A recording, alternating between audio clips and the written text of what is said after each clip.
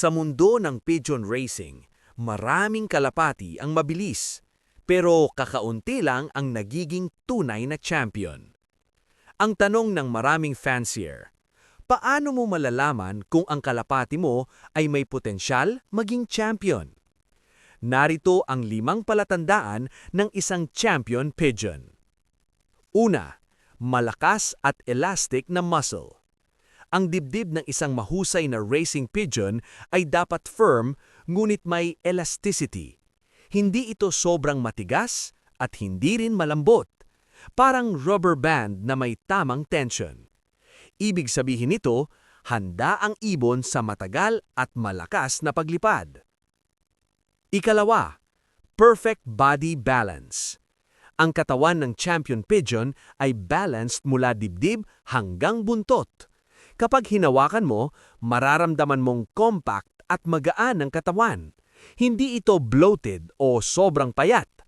Ang tamang balance ay tumutulong para maging efficient ang paglipad sa malalayong distansya. Ikatlo, makintab at dikit na balahibo.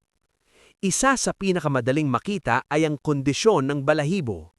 Ang champion pigeon ay may balahibong makintab, malinis, at dikit sa katawan.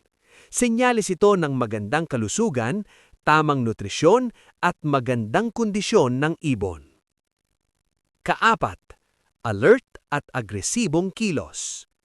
Ang mga potential champion ay laging alert sa loob ng loft. Aktibo silang kumilos, mabilis kumain, at handang lumipad anumang oras. Ang ganitong attitude ay nagpapakita ng malakas na racing instinct. At panghuli, malakas na homing instinct. Ito ang pinakaimportanteng katangian ng isang racing pigeon.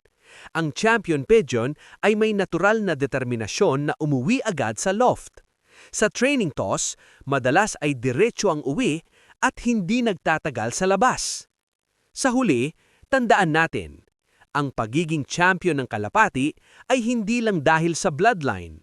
Ito ay kombinasyon ng genetics, tamang training, disiplina, at mahusay na pag-aalaga ng fancier. Ako si Ted, at ito ang Ted's Loft TV, kung saan sama-sama nating pinapalalim ang kaalaman sa mundo ng pigeon racing.